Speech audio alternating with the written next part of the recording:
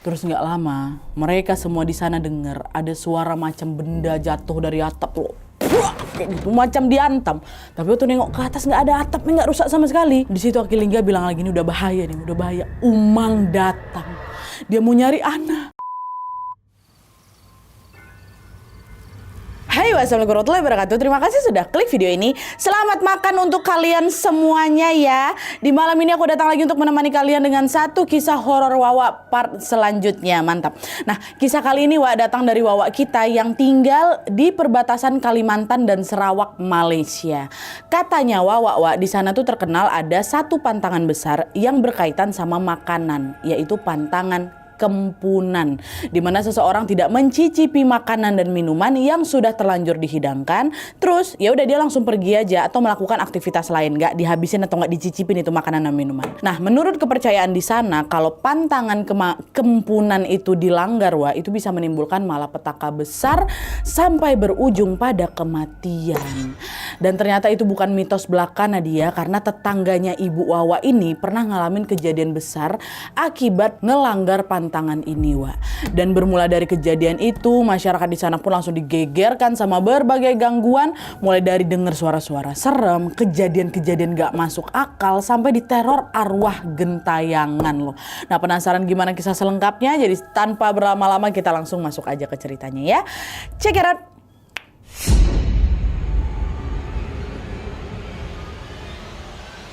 Oke, jadi kisah yang aku ceritakan ini dikirim sama Wawa kita yang bernama Neni dari perbatasan Malaysia itu. Halo Neni. Nah, kisah ini tuh terjadi sekitar tahun 1980-an dan dialami sama keluarga ibunya Neni yang bernama Bu Sati dan juga tetangga di kampungnya Bu Sati. Ini kita dapat KHW jadul lagi, Wak. Nah, waktu itu Bu Sati ini tinggal bersama bapak ibunya atau kakek neneknya Wawa yang biasanya dipanggil Atok dan Inek. Mereka tinggal di sebuah rumah adat yang disebut rumah panjang, Wak. Jadi semacam rumah panggung dari kayu, ukurannya besar terus memanjang. Di dalamnya ada banyak bilik tuh, ada banyak kamar yang dihuni sama beberapa keluarga di kampung itu. Jadi rumah ini tuh macam kos-kosan satu atap gitu loh, Wak, kalau sekarang. Kebayang ya? Nah, di bagian tengah rumah panjang itu ada lagi ruangan memanjang, Wak, yang disebut ruai. Nah, biasanya di sana dipakai untuk ngumpul-ngumpul atau ya acara adat kayak gitulah. Selain warga biasa, di rumah panjang itu juga tinggal pengurus adat dan dua aki manang. Aki manang ini pawang yang memang bisa nanganin hal-hal gaib gitu, Wak, katanya si Wawa. Aki manang ini satunya atoknya Wawa atau bapak dari Bu Sati tadi, terus satunya lagi kita panggil aja namanya Akilingga ya. Jadi ada Atok, ada Akilingga. Jadi ceritanya Akilingga ini punya anak perempuan, Wak, namanya Umang. Umang ini sudah berkeluarga dan lagi hamil tua waktu itu. Dia tinggal di salah satu bilik juga bersama suaminya yang bernama Igat dan anaknya yang masih berumuran setahunan. Itu tinggal semua di rumah panjang ini ya. Nah, anaknya ini namanya Ana. Nah, suatu hari Umang dan Igat mau pergi belanja kebutuhan pokok ke pasar, Wak, yang lokasinya cukup jauh dari rumah. Nah, untuk sampai ke pasar itu, masyarakat di sana di kampung itu, di kampungnya Bu Sati ini biasanya nebeng mobil bak terbuka itu yang memang dipakai untuk ngangkut hasil-hasil kayu, karena kebetulan dekat kampungnya Bu Sati itu ada lokasi penebangan hutan, Wak. Dan biar bisa nebeng si mobil bak ini, mereka harus berangkat ke pasarnya ya, jadi harus pagi buta karena mobil tuh lewat di jam-jam itu. Jadi mereka berdua ini, Igat sama Umang ini pun siap-siap lah dari sebelum subuh. Nah, sebelum berangkat, Umang ini menyempatkan untuk masak kue pulut manis. Jadi macam makanan tradisional di sana lah.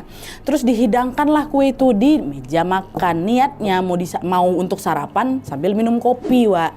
Tapi belum sempat Umang sama Igat ini makan kue dan minum kopi itu, si mobil bak terbukanya itu udah keburu datang. Jadi Umang sama si Igat ini buru-buru lah keluar rumah, nyamperin itu mobil, takut nanti ketinggalan ya kan. Nah, karena buru-buru kali mereka sampai lupa, Wak, kalau di kampung mereka itu ada dua pantangan besar yang itu tuh macam kayak nggak boleh dilanggar gitu loh. Yaitu yang pertama pantangan kempunan pulut, terus yang kedua kempunan kopi. Tidak mencicipi kue pulut dan kopi yang sudah terlanjur dihidangkan sebelum berangkat atau berangkat kerja atau juga beraktivitas lainnya, itu nggak boleh, kayak pantangan gitu loh. Nah, di pagi itu di subuh itulah Umang sama Igat itu udah ngelanggar dua pantangan itu, 2 pantangan sekaligus. Jadi kan mereka karena buru-buru ngejar mobil bak itu kan. Nah, masyarakat di sana percaya kalau 2 pantangan itu dilanggar, Wak, yang bersangkutan dan orang-orang di sekitarnya itu bahkan ya bisa mendapatkan malapetaka besar. Di sini Wawa memang nggak ngejelasin secara detail itu tuh kenapa bisa kayak gitu. Tapi yang jelas ini tuh macam kayak sumpah yang udah dipercaya turun-temurun dari leluhur mereka waktu itu. Nah, dia kata si Wawa. Dan betul tuh tanpa disangka karena ngelanggar 2 pantangan itulah Wak, Umang sama suaminya Igat ini betul-betul dapat musibah besar saat perjalanan menuju ke pasar itu. Nah, jadi waktu Umang sama si Igat ini nebeng si mobil bak tadi, Wak, posisinya Umang sama Igat ini duduk di paling belakang dekat pintu bak belakang tuh loh. Karena di bagian tengah bak itu kan, bak mobil itu kan dipakai untuk naruh beberapa gelondong kayu panjang ya kan. Jadi pintu baknya itu juga macam kayak nggak bisa ditutup, Wak. Dan kebetulan waktu itu memang tidak ada penumpang lain selain Umang sama Igat. Mereka duduk dekat pinggir pintu belakang itu, berdua aja mereka di bak mobil tuh. Nah, mobil itu udah tuh melajulah ini ngelewatin jalanan kampung yang becek dan juga penuh bebatuan. Jadi selama perjalanan itu Umang sama si Igat harus pegang sisi mobil itu, Wak, gegarnya kan keguncang-guncang ya kan. Sampai di satu jalan yang agak nanjak, Wak. Ternyata guncangannya makin kencang lagi. Nah, disitulah pegangan Umang ini kelepas, terjatuh dia dari mobil, Wak. Waktu jatuh perut Umang kan dia lagi hamil tua kan, Wak, langsung ngantem bebatuan yang di sana dan Umang pun langsung mengalami pendarahan hebat. Ngeliat itu paniklah si Igat ya kan, dia langsung teriak-teriak, Pak, berhenti dulu, Pak, berhenti, istri saya jatuh, katanya. Nah, begitu si mobil itu berhenti, Igat langsung loncat itu kan, langsung turun nyamperin istrinya udah tegolek itu, udah pingsan, udah gak sadarkan diri kan, Wak. Itu udah berdarah-darah kondisinya. Siapa ini? Kondisi Umang. Igat goncang-goncang badan istri, bangun Dedek, bangun Dek, bertahan Dedek, ini aku mau bawa ke rumah sakit langsung nih ya, gitu kan sama si Igat.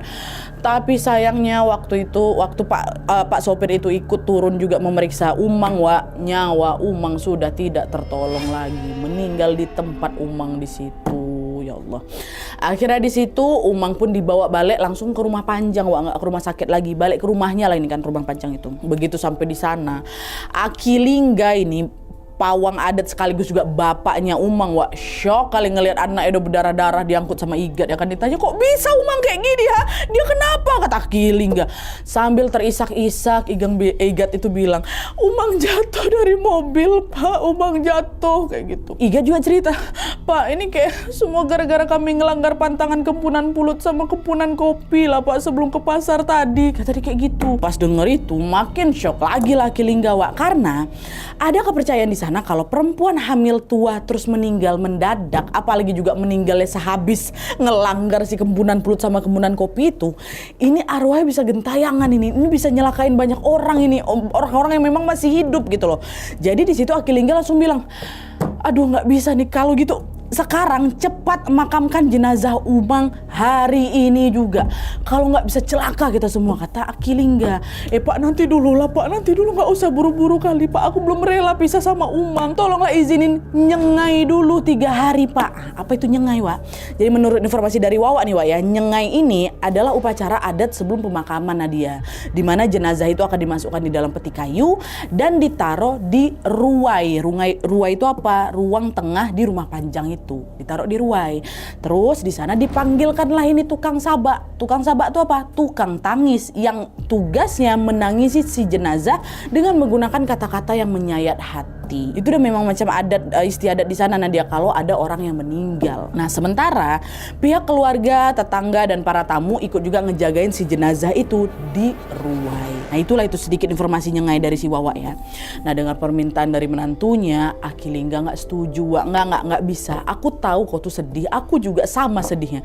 Tapi orang-orang di sini bisa kena bahaya kalau Umang nggak langsung dimakamkan, kata si Akilingga.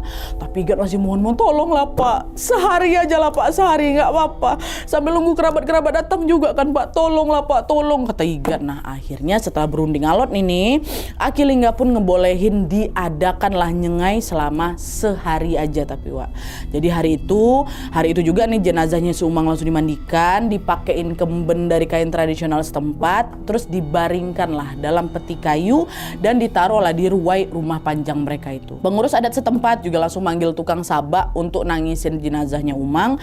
Sementara Igat sama beberapa orang yang ada di rumah panjang dan para tamu yang datang disuruh ikut berjaga di dekat jenazahnya Umang. Dah.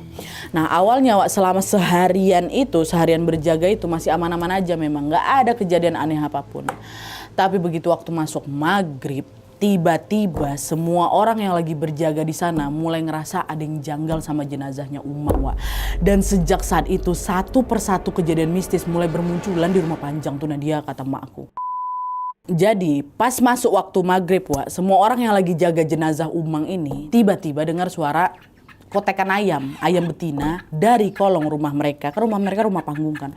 Suaranya riuh kali, macam suara induk ayam yang memang lagi manggil anak-anaknya gitu. Gitu kan. Suaranya berulang-ulang dan makin malam makin riuh lagi, Wak. Padahal biasanya nggak pernah kayak gitu. Itu semua orang dengar, Wak, ya. Nggak lama semua orang di sana mulai juga mencium ada bau anyir dari arah jenazahnya Umang. Itu baunya nyengat kali Nadia, kata mamaku. Tapi anehnya nggak berselang lama kemudian si bau anyir itu tiba-tiba berubah jadi wangi kali, macam wangi bunga, Wak. Tapi wanginya juga nyengat. Hebohlah orang-orang di sana kan. Mereka ceklah itu jenazahnya Umang lebih dekat.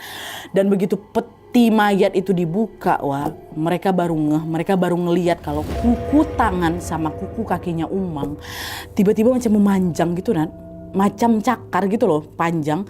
Terus warna jari-jarinya itu berubah jadi hitam pekat, Wak, ya, macam angus, mohon maaf, hitam. Shock lah mereka kan, karena baru kali ini mereka ngelihat kuku jenazah yang belum ada 1 hari meninggal udah berubah warna jadi hitam sepekat ini, terus memanjang, mana baunya wangi pula. Kenapa nih? Ya bro, pada nangis juga semua di situ. Tapi di situ Akilingga, bapaknya Umang, Wak, berusaha untuk menenangkan mereka semua. Udah nggak apa-apa. Sekarang tutup aja lagi petinya. Kita baca doa sama-sama lagi. Udah, semua orang nurut lah ini ya kan. Tapi baru aja itu petinya ditutup, Nat. Semua orang di ruai tadi, di ruang tengah ini dikejutkan sama teriakan mama-mama yang ada di dapur. Ada belatung, kata mereka. Orang-orang yang jaga jenazah termasuk Akilingga langsunglah beberapa nyamperin ke sana ya kan. Begitu nyampe di sana, salah satu ibu-ibu di situ, Wak, nunjukin panci berisi nasi yang udah basi penuh belatung, Wak. Ibu-ibu tuh bilang, "Pak, kami baru aja loh masak nasi ini buat tamu-tamu. Baru aja matang, Pak. Tapi waktu kami buka tutup pancinya, tiba-tiba banyak kulat, banyak jamur, banyak juga belatungnya. Baru dimasak langsung basi, Wak." Nah ngelihat itu, ada nih Indai Tua tuh macam tetua perempuan yang ada di sana lah, Wak, marah-marah dari situ.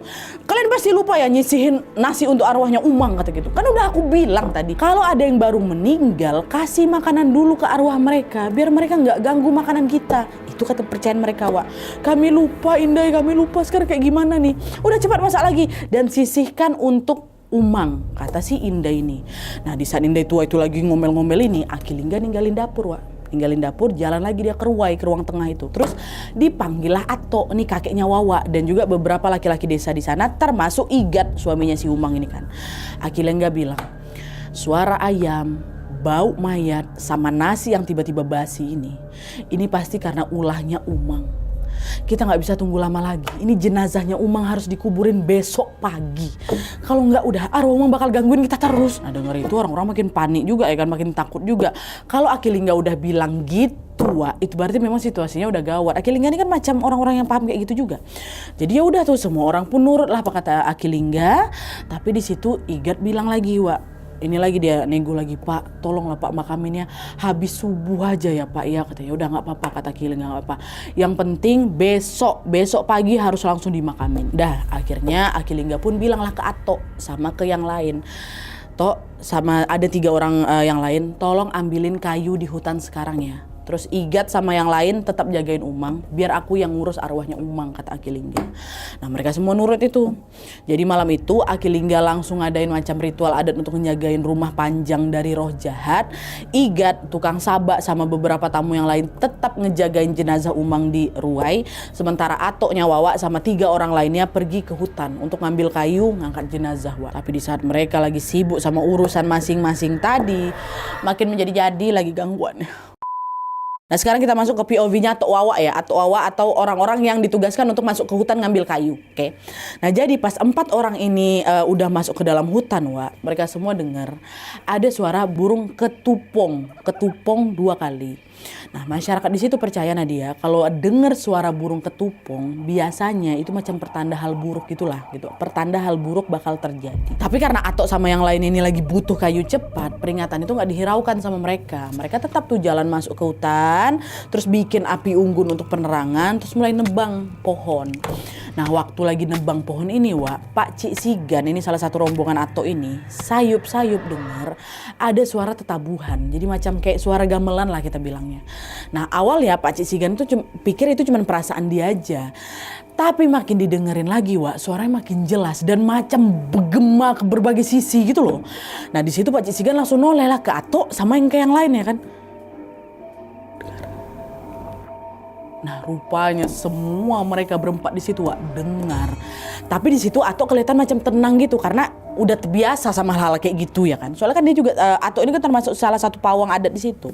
Nah Atok pun langsung lah ngebakar ujung parangnya di situ, dibakarnya ujung parangnya di api unggun itu sampai warnanya macam kemerah-merahan. Terus udah ditancapkanlah parang itu ke tanah. Sambil si Atok bilang, "Maaf, kami hanya orang bodoh dan lemah. Jangan ganggu kami cuma mau cari kayu," katanya. Nah Pak Cik Sigan sama yang lain pun paham nih kenapa Atok ngomong kayak gitu. Dia kayak minta izin lah gitu kan, jangan ganggu kami, ini kami lagi ada kerjaan gitu. Dan betul abis si Atok ini nancepin si parang itu, suara tetabuhan tadi langsung hilang, lenyap, hilang gitu loh. Nah udah selesai, udah hilang kan, udah gak ada lagi suaranya. Kemudian Atok ini nyuruh rombongannya untuk bergegas nebang itu kayu, terus balik lagi ke rumah Panjang sekitar tengah malam juga lah kan, malam-malam mereka cari.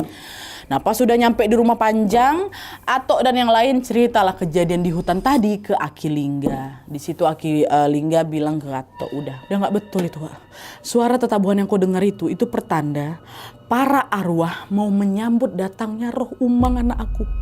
Kita harus nyediain persembahan ini untuk mereka dan cepat makamin Umang. Ini kalau nggak bisa-bisa arwah itu bisa makin marah lagi dan ikut ngegangguin kita. Sekarang coba tolong kamu yang terawang roh Umang lagi ada di mana? Kata si Aki Lingga ke Atok. Atok kan juga bisa kayak gitu kan, bisa komunikasi bahkan sama roh-roh halus. Nah dia Atok aku itu. Nah saat itu juga Atok langsung diminta dibikinin kopi panas. Terus dia duduk lah ini bersila di dekat jenazahnya Umang sambil tutup matanya dan baca macam doa-doa kayak gitu. Mulut Atok kelihatan komat kamit itu macam lagi komunikasi lah itu kan, entah sama siapa. Terus nggak lama Atok tiba-tiba kebangun macam orang ketakutan gitu Atok di situ nggak ada ngomong apa-apa, tapi dia langsung minum itu kopi yang masih panas itu gluk sampai habis. Dan setelah itu dia pergilah ke kamar Aki Lingga di sana untuk rapat darurat sama warga dan pengurus adat lainnya di situ kan. Langsung diserahkan. Nah di sana si Atok bilang kita harus makamin Umang sebelum subuh, jangan sampai terlambat lagi. Igat nolak lu. Kenapa toh? Kan tadi udah sepakat Umang mau dimakaminnya setelah subuh. Nggak bisa Gat, nggak bisa. Arwah istrimu itu masih keliaran di sekitar sini dan sekarang dia lagi ngincar anak kau, lagi ngincar si Ana lagi dalam bahaya, kata dia kayak gitu. Panik sih Gat waktu denger itu. Serius toh? Terus kayak gimana ini? Aku nggak mau anakku dibawa. Di situ Aki Lingga yang bilang mertuanya, sekarang udah kalian semua cepat siapin usungan kayu sama peralatan adat yang lain, dan habis itu kita langsung mulai ritual pengantaran jenazah sekarang aja langsung, kata si Aki Lingga. Akhirnya beberapa laki-laki di rumah Panjang itu pun langsung bergegas lah nyiapin kayu panjang yang tadi diambil sama Atok di hutan, terus diikatlah peti berisi jenazahnya Umang ini ke kayu panjang itu. Memang kan kayu ini fungsinya buat pegangan kan untuk ngusung si peti. Setelah semua siap barulah jam 3 pagi tuh, dan bahkan sebelum jam 3 pagi nih Aki Lingga pun memimpin ritual pengantaran jenazah. Aki Lingga minta beberapa laki-laki mengangkat peti jenazahnya si Umang, terus dilanjutkan dengan ritual kayak mecah pinggan, mecah piring. Terus gak lama setelah hal itu dilakukan lagi-lagi semua orang di sana cium bau anyir. Mama aku juga kan ada di situ, cium juga bau anyir dari arah petinya jenazah Umang. Bahkan kali ini lebih busuk lagi dan dia lebih nusuk lagi ke hidung. Terus nggak lama mereka semua di sana dengar ada suara macam benda jatuh dari atap tuh, kayak gitu, macam diantam. Tapi waktu nengok ke atas nggak ada atapnya, nggak rusak sama sekali. Waktu dicek di luar juga nggak ada apa-apa, nggak ada pohon tumbang atau benda-benda lain terampas gitu, nggak ada. Di situ Akilingga bilang lagi, ini udah bahaya nih, udah bahaya. Umang datang, dia mau nyari Ana. Akilingga langsung bilang ke tukang sabak, tolong kalian gantiin bajunya Ana, pakein baju anak lain, terus olesin minyak ke keningnya si Ana. Nah Akilingga nyuruh kayak gitu untuk mengecoh Umang sementara waktu biar nggak ngenalin itu baunya si Ana. Ganti bajunya. Setelah diganti, Wak, cara itu berhasil pula. Setelah tukang sabak ngolesin minyak dan gantiin bajunya Ana, Wak, itu udah nggak ada gangguan lagi tuh. Nggak ada kayak bau busuk apa segala macam. Bau tadi pun hilang. Nggak ada gebar-gebar, nggak ada. Akhirnya langsung makamkan. Acara pemakaman pun selesai. Pemakaman ada selesai, gangguannya belum, Wak. Karena malam harinya setelah Umang itu dimakamkan, arwahnya Umang ini dipercaya masih gentayangan, Wak. Entah apa penyebabnya, tapi yang jelas kali ini arwah Umang nunjukin wujudnya. Nah, jadi Wak, malam harinya setelah Umang itu dimakamkan, kerabat dan tetangga masih berjaga di sana sampai 3 hari ke depan. Ada yang tugasnya ngantar makanan, ada yang tugasnya nyalain api unggun di makamnya Umang, ada yang ngeronda di sekitar rumah, dan ada juga yang ngejagain Ana. Ini mamanya mamanya Wawa, Bu Sati nih ikut jagain Ana juga, Wak, dan Akilingga juga ikut jagain Ana di kamarnya Igat. Beberapa hari nih lah. Nah, masuk di hari ketiga harusnya di situ mamanya Wawa ini, Bu Sati, itu ikut ngejagain lagi. Tapi di malam ketiga ini Bu Sati nggak ikut. Dia tidur di biliknya di kamar ya, karena kecapean setelah kemarin-kemarin juga ikut ngejagain Ana ya kan. Di rumah panjang itu, ingat. Nah, waktu lagi tidur ini Bu Sati kebangun sekitar jam 3 pagi itu lah Nadia. Gegara dia dengar ada suara langkah kaki di luar rumah ya. Suaranya jelas sekali, Wak, macam orang lagi jalan ke arah kolong rumah gitu loh. Terus nggak lama ayam-ayam di kolong rumah itu mulai berisik lagi. Dan di antara suara ayam itu, Wak, Bu Sati tiba-tiba dengar ada suara perempuan. Ana, di mana Ana? Kamu nggak mau ikut ibu ke pasar? Adekmu aja ikut loh, Nak, kata gitu. Suara Umang, Nak. Suara Umang. Langsung lah berteriak Bu Sati, keluar dari kamar kan, bapak ibu tolong, ada Umang katanya. Nah, pas ibu nyampe luar ternyata banyak tuh warga yang ngumpul di ruai, termasuk juga Inek sama Atok, mama bapaknya si ibu Wawa ini, dan mereka semua yang ada di sana juga dengar suara Umang, Wak. Suara tadi tuh anak, semua dengar. Inek langsung nenangin Bu Sati di situ, sementara Atok waktu itu memang lagi nyiapin patung kayu seukuran anak bayi gitu Nadia. Nah, patung ini untuk apa? Patung itu katanya mau Atok kasih ke Akilingga untuk ritual pengusiran roh kayak gitulah. Tapi belum sempat si patung itu dikasih ke Akilingga, semua orang dengar Akilingga ngejerit dari arah biliknya si Igat. Nyai Umang, itu dia Umang, kata si Akilingga. Lah Atok langsung lari nyamperin Akilingga kan di kamar si Igat itu. Waktu masuk ke sana, Wak, aduh ya Allah. Atok ngelihat ada sosok Umang, rambutnya panjang, wajahnya pucat, tatapannya kosong, dia pakai kemben, kukunya panjang, warna hitam. Nah, sosok ini berdiri di dekat tempat tidurnya Ana sambil bilang kayak gini, Mimit dagi, kata dia kayak gitu. Jadi di situ, Wak, meski Ana ini udah dipakein baju anak lain, tadi kan dipakai baju anak lain selama beberapa hari itu juga dipakein baju anak lain kan, Wak. Umang ternyata masih ngenalin anaknya. Ana udahlah nangis di situ, aduh merinding. Di situ, Wak, Akilingga sama Atok langsung bacain apa lah itu tadi baca sama mereka. Atok juga sempat macam komunikasi sama Umang, dan untungnya nggak lama sosok itu hilang. Dah hilang si sosok itu. Atau aku nengok ada si Umang tuh. Anak pun langsung dibawa ke kamarnya Akilingga, kamar yang lain ya kan. Terus Akilingga dan Atok nyuruh semua orang kumpul di ruai untuk minum kopi. Katanya memang itu buat nolak balanya. Dah minum kopi dulu semua ya. Nah, habis minum kopi, Atok tiba-tiba bilang, Atok, Umang di sini datang bukan cuma karena dia ngelanggar pantangan kempunan. Dia ini datang juga bukan untuk nyelakain kita, katanya. Nah, Atok bilang kayak gitu gegara apa, Wak? Gegara Atok tahu orang yang meninggal habis ngelanggar pantangan kempunan itu biasanya nggak akan gentayangan lagi kalau sudah dimakamkan. Sedangkan Umang ini apa? Umang kan masih terus datang kan, Wak, macam masih terus ngeganggu gitulah. Atok akhirnya bilang lagi, Lingga, Umang ini cuma mau bawa Ana karena dia nggak tega ninggalin Ana yang masih kecil ini tanpa seorang ibu. Jadi dia pasti bakal balik lagi ke sini buat nyariin Ana. Lingga katanya gitu. Nah Igat nyampelin, Toh aku tahu Umang memang sayang kali sama Ana, tapi aku nggak mau Ana dibawa pergi Toh. Cuman ada satu cara Gat. Kamu sama Ana harus ikut tukar nama dan pergi dari kampung ini untuk sementara waktu. Nggak apa-apa Toh, nggak apa-apa, tukar-tukarlah nama aku. Yang penting anak aku selamat, kata Igat Wak. Akhirnya besoknya Wak langsung lah Atok sama Aki Lingga ini ngadain macam ritual menukar nama. Caranya itu mereka akan bawa 1 ayam keruai, terus mereka nulis 3 nama laki-laki dan 3 nama perempuan di atas kertas. Nah kalau ada 1 nama yang dipatuk sama si ayam ini 3 kali, maka nama itulah yang nantinya akan menjadi nama barunya Igat dan juga Ana, suami dan anaknya Umang ini Wak. Nah ditunggu ya kan, udah disiapin semua. Nah waktu itu nama yang dipatuk sama ayam ini adalah nama Liam dan nama Lina. Jadi Igat diganti nama jadi Liam, Ana juga diganti jadi nama Lina gitu ya. Atau bilang ke semua orang, mulai sekarang jangan ada yang manggil nama Igat dan Ana lagi. Kalau ada yang ngelanggar, ritual ini bisa gagal. Dengar ya, jangan panggil Igat dan Ana lagi. Mulai sekarang panggil mereka Liam dan Lina. Udah, habis bilang kayak gitu, nggak berhenti di situ aja, ataupun nyuruh si Igat untuk ganti baju, pakai baju tetangga, dan Ana juga dipakein baju dari anak lain juga. Oh, udah setuju lah semua orang gitu kan. Masih ada lanjutan dari pengusiran ini Wak. Setelah ritual tukar nama selesai, Atok sama Aki Lingga langsung menyiapkan patung kayu khusus seukuran badannya Ana. Oke, badan anaknya itu.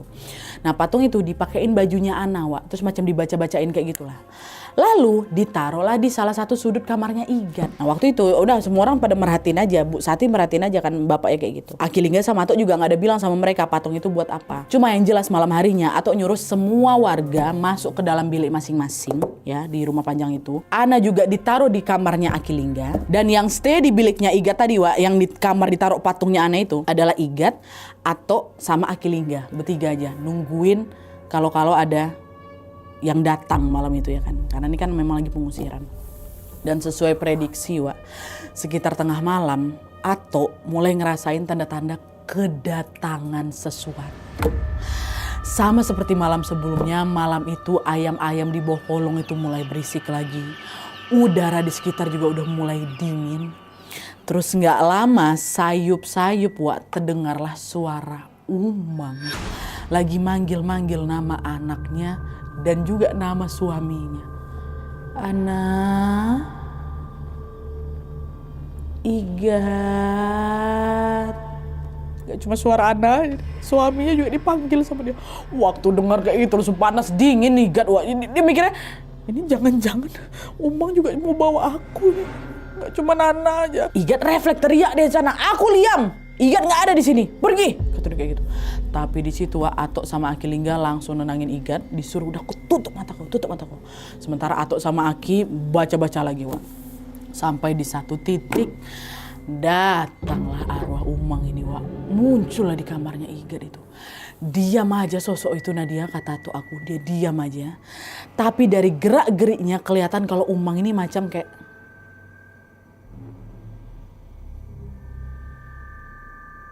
macam nyariin anaknya. Nggak lama dia nyamperin lah itu patung kayu tadi tuh loh, yang tadi dipakein bajunya Ana yang taruh di sudut kamar itu. Samperin, digendong sama dia Wak. Digendong patung kayu itu. Terus Umang besenandung macam lagu Nina Bobo sana lah.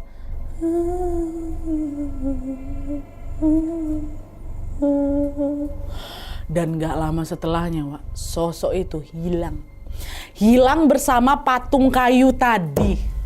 Hilang, patung kayunya ikutan hilang. Aduh, merinding aku.